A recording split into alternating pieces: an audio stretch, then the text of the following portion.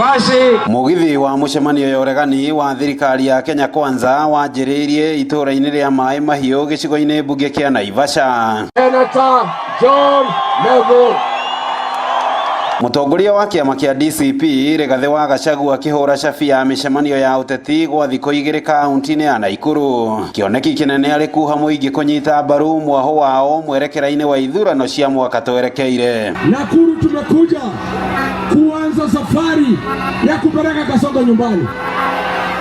Kazi imekuwa ngumu kwao, wameshindwa. Nyinyi wenyewe munaona shida tuko nayo katika idara ya elimu. Munaona shida tuko nayo kwa SHA. Munaona wafanyakazi wa serikali vile wanasumbuliwa na vile payslip yao imezidi kudidimia. Atongoria ya makiruta thirikari mahitia na njira nene kumana na uheani wa maratathi ma ugendi nimo passport kuri raia mabũrũri ma nanja. Ruto has committed an impeachable offense. Kupatia wahuni, sijui kama mwewe kusikia kikundi upande wa Sudan, mambo yao ndio ilikuwa anashughulikia sana. Kikundi ambacho kinaitwa Janjaweed.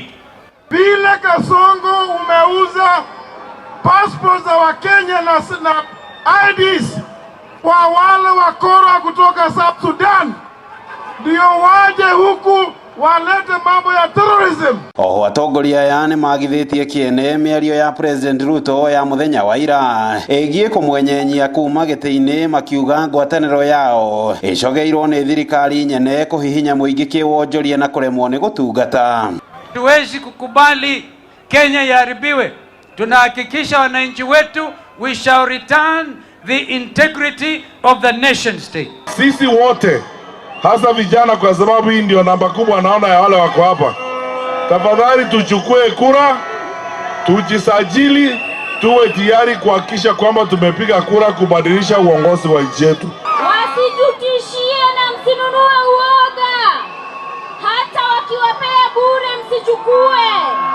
Vijana mpo, jenzi mpo, mchukue kura, tuhakikishe kwamba hii serikali ya matapeli nyumbani. Wewe Kasongo wewe.